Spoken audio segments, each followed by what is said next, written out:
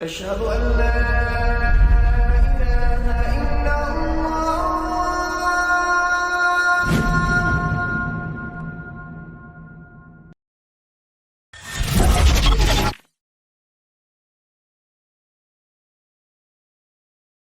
আসসালামু আলাইকুম ওয়া রাহমাতুল্লাহি ওয়া বারাকাতুহু। সুপ্রিয় দর্শক মণ্ডলী, আজকে যে বিষয়টি আলোচনা করতে যাচ্ছি সেটি হচ্ছে কাজা রোজা আমরা কিভাবে রাখবো, কিভাবে রাখতে পারি। আমরা সকলেই জানি সেটা নামাজ হোক, রোজা হোক, যদি কোনো কারণে মিস্টেক হয়ে যায়, কেউ পড়তে না পারে, তাহলে পরবর্তীতে পড়ে নেওয়ার সুযোগ আছে, রোজা রেখে নেওয়ার শরীয়তে বিধান রয়েছে।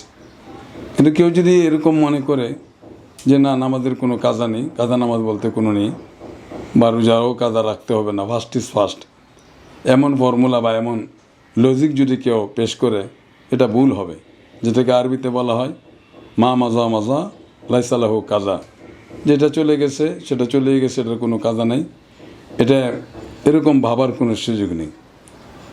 কারণ আমরা সকলেই জানি কেউ যদি অলসতার কারণে বা যে কোনো সমস্যার কারণে যে কোনো গ্রাউন্ডেই কেউ পৌর ট্যাক্স দিতে বিলম্ব করে, সিটি ট্যাক্স দিতে বিলম্ব করে, জমির খাজনা দিতে বিলম্ব করে, এমন অনেক সময় হয়ে থাকে। এমনও দেখা যায় যে 50 বছর 100 বছর পর্যন্ত জমির খাজনা দিচ্ছে না।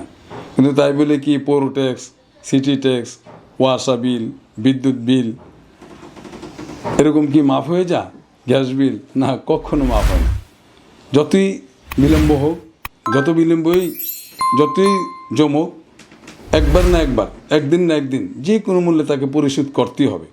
100 বছর পরেও যদি কোনো জমি বাড়িঘর বিক্রি করা হয়, সেই ক্ষেত্রে ওই ট্যাক্স, ওই খাজনা পরিশোধ করেই সেই জমিনের দলিল হবে, রেজিস্ট্রেশন হবে। এটা সকলেই জানি আমরা। একজাক্টলি তাই। কোন নামাজ চলে গেল, এটা আর পড়তে হবে না, আমার কোনো দায়বদ্ধতা নেই।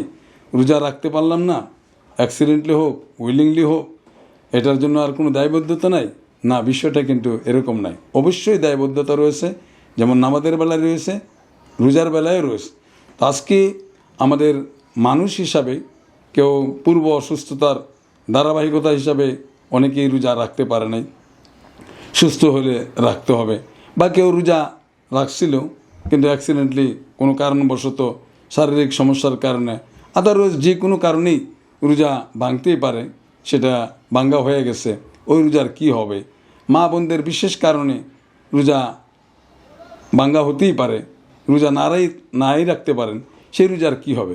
সেটা রাখার একবারে সাদা মেঠা হিসাব হলো যখন শাওয়াল মাস আসবে, অর্থাৎ ঈদের দিন, ঈদুল ফিতর উদযাপিত শাওয়ালের 1 তারিখে, ওই দিন কেবলমাত্র কারো রোজা রাখার অনুমতি নাই। এরপরের দিন থেকেই রাখার বিধান রয়েছে, সুযোগ রয়েছে। আমরা পর্যায়ক্রমে রাখবো সেই রোজাগুলো কন্টিনিউয়াসও রাখতে পারে। তার মানে আমার যদি 3টা রোজা যদি অ্যাক্সিডেন্টলি ভাঙ্গা হয়ে যায়, তাহলে 3টা কন্টিনিউয়াসও রাখতে পারবো। আবার একটা রাখলাম, 1 সপ্তাহ গ্যাপ দিয়ে আবার রাখলাম, একটা এই মাসে রাখলাম, পরের মাসে আরেকটা রাখলাম, পরের মাসে আরেকটা রাখলাম, তাও আমি পারবো। দুইটাই সিদ্ধ আছে, দুইটাই অনুমতি আছে। যেহেতু ফরজ রোজার বিষয়, এই জন্য যতটুকু সম্ভব, হায়াতের তো গ্যারান্টি ওয়ারান্টি কোনোটাই নেই, যতটুকু সম্ভব এই জিম্মা থেকে মুক্তি হওয়ার জন্য আমরা যত দ্রুত সম্ভব আমরা রাখার জন্য চেষ্টা করব। অনেকে আলহামদুলিল্লাহ লক্ষ্য করা যায় যে ঈদের পরের দিন থেকেই রাখা শুরু করে। কারণ ওই যে পুরা রমজানেতে ভোর রাতে ওঠার একটা শিডিউল, ইফতারের যে একটা আমেজ, সব কিছু মিলে ওই শিডিউল সে সহজভাবে রাখতে সক্ষম। আবার দেখা গেছে বিশাল গ্যাপ হয়ে গেলে এটা বিশাল অলসতা এরকম হৃদয়ে কাজ করে, মনের মধ্যে কাজ করে, সাহস পায় না, পরিবেশ হয় না, বিভিন্ন কারণই থাকতে পারে। সর্ব অবস্থায় আমরা ওই রোজাটি ওইভাবে রাখার চেষ্টা করব। একটা বিষয়, মাসলাগত একটা বিষয় আছে যে শাওয়ালের যে 6টা রোজা আছে, রাসূল করিম সাল্লাল্লাহু আলাইহি ওয়াসাল্লাম এই বিষয়ে অনেক বড় সুসংবাদ প্রদর্শন করেছেন। রাসূল করিম সাল্লাল্লাহু আলাইহি ওয়াসাল্লাম ইরশাদ করেন, শাওয়ালে কেউ যদি 6টি রোজা রাখে, তাইলে সারা বছর রোজা রাখলে যেই সওয়াব তাকে দেওয়া হবে, ওই 6টি রোজা রাখলে সারা বছর কমপ্লিট 1 বছর রোজা রাখার সওয়াব তার আমল নামায় লিখে দেওয়া হবে। সুবহানাল্লাহ, এটা একটা বিশাল ব্যাপার। ওই রোজাটার বিধান রাখার বেলায় একই বিষয় যে একাধারও 6টা রাখতে পারবে, আবার ভাঙ্গিয়া অর্থাৎ শাওয়ালের পুরা মাসের মধ্যে পরবর্তী মাস জিলকাদা মাস আসার আগে, ওই চাঁদ ওঠার আগে এই 6টি রোজা রাখা যাবে। এখন একটা বিষয়, অনেকেরই প্রশ্ন, অনেকে আমাদেরকে প্রশ্ন করে থাকেন যে আমি যদি ওই ভাঙতির রোজা রাখি তাহলে কি শাওয়ালের রোজাটা হুজুর আদায় হবে? এটা কি হবে? এটা কি আমি আলাদা আলাদাই রাখতে হবে? হ্যাঁ, এতটুকু শরীয়ত স্কোপ দিছে, এতটুকু সুযোগ আছে। শাওয়াল মাসের মধ্যে যদি কেউ রমজান মাসের রোজার কাজা উঠাইতে চায়, তাহলে শাওয়াল মাসের মধ্যে যদি উঠায় তাইলে ওই শাওয়ালের যে ফজিলতের রোজা আছে ওইটাও আদায় হয়ে যাবে, ইভেন সেই কাজা রোজাটাও হয়ে যাবে, অর্থাৎ দুইটাই একসাথে হয়ে যাবে।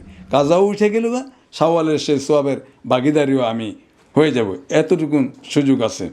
তো আমরা চেষ্টা করব এরকমভাবে ওই যাদের যেই অপশনেই রোজা মিস্টেক হয়ে গেছে, অ্যাক্সিডেন্টলি হোক, শারীরিক অসুস্থতার কারণে হোক, ওইটা দ্রুত রাখার জন্য।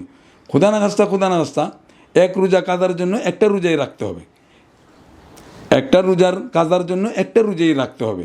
কিন্তু খোদা না খাস্তা কেউ যদি প্ল্যান ওয়েজ পরিকল্পিতভাবে ঠান্ডা মস্তিষ্কে যদি রোজা মিস করে থাকে, অর্থাৎ রোজা রাখে নাই, ইচ্ছা করে পরিকল্পিতভাবে সে রোজা রাখে নাই, তার জন্য কি হবে? তার জন্য মাসলা হলো ভিন্ন, যেটাকে কাফফারা বলা হয়। এক রোজার পরিবর্তে 60টি রোজা রাখতে হবে, এক রোজার পরিবর্তে 60টি রোজা রাখতে হবে, 60 রোজা রাখতে হবে। আর এটা কন্টিনিউয়াস রাখতে হবে। 59টা রোজা রাখবে, 79। কেউ যদি একবারে 59, 59টা রোজা রাখার পরে যদি কোনো কারণে অ্যাক্সিডেন্টলি মানে রাখতে পারলো না, ভেঙে গেল, তাহলে পুনরায় আবার 1 to 60, 1 থেকে 60 পর্যন্ত রাখতে হবে। এটা একবার, এটা কঠিন কোর্স এবং কঠিন ডোজ আপনার।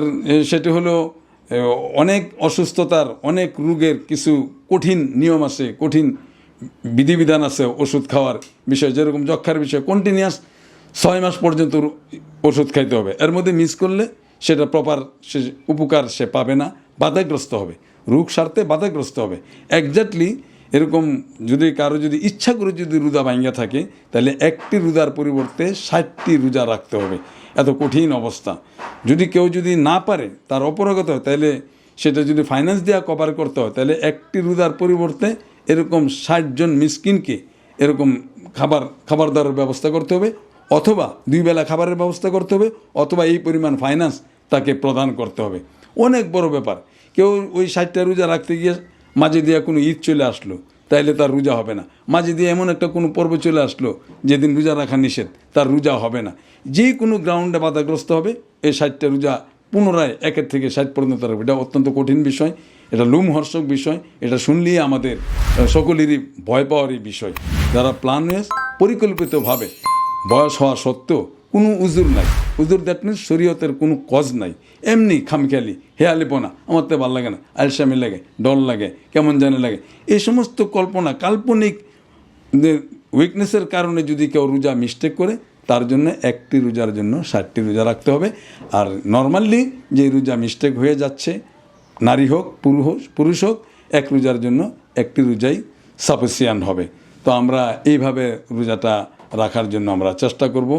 আল্লাহ পাক আমাদেরকে এতটুকু হায়াত দেখ, যাতে যেই রোজাগুলো আমাদের থেকে কাজা হয়ে গেছে, মিস্টেক হয়ে গেছে, সেগুলো আমরা যাতে দ্রুতই রাখতে পারি। আরেকটি মাসলা হলো এই, যারা একবারই অসুস্থ, যাদের বার্ধক্যে পৌঁছে গেছে, শয্যাশায়ী, রোজা রাখার মতো কোনো পরিস্থিতি নাই, আবার সে সুস্থ হয়ে বডি ফিটনেস ফিরে আসবে, আবার রোজা রাখবে, এরকম সম্ভাবনাও কম।